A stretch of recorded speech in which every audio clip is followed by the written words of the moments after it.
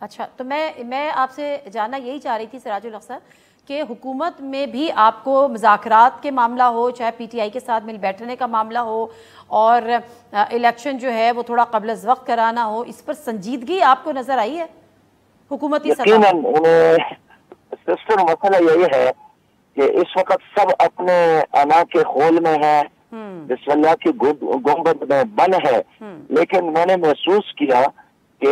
سب یہ ضرورت محسوس کرتے ہیں کہ اس ٹینشن سے ملک کو نکلنا چاہیے، ہمیں الیکشن کی طرف آنا چاہیے۔ تو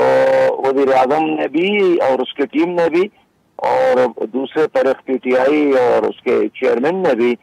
کہ اس کے علاوہ حل کیا ہے، لیکن یہ ہے کہ اب یہ کیسے ہو،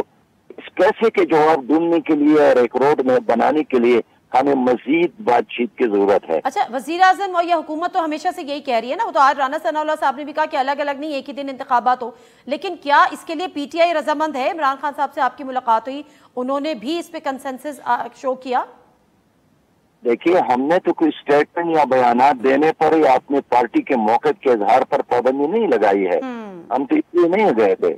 پیپل پارٹی کو بھی حق ہے، پی ڈی ایم کو بھی حق ہے، پی ٹی آئی کو بھی حق ہے، جماعت اسلامی کو بھی حق ہے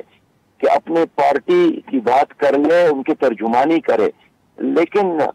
اب یہ الیکشن کیسے ہو، آپ کی تجویز اور کچھ اور ہے، میری تجویز کچھ اور ہے۔ پی ڈی ایم والے یہی چاہتے ہیں کہ 2 سال بعد بھی election who, P T I والے چاہتے ہیں کہ بس کل ہی الیکشن ہو، لیکن ہوگا کیا؟ اس درمیانی راستے نکالنے کے لیے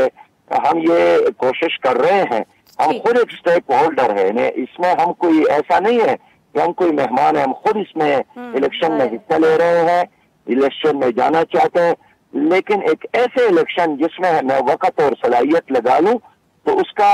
فائدہ ملک اور قوم کو پہنچنا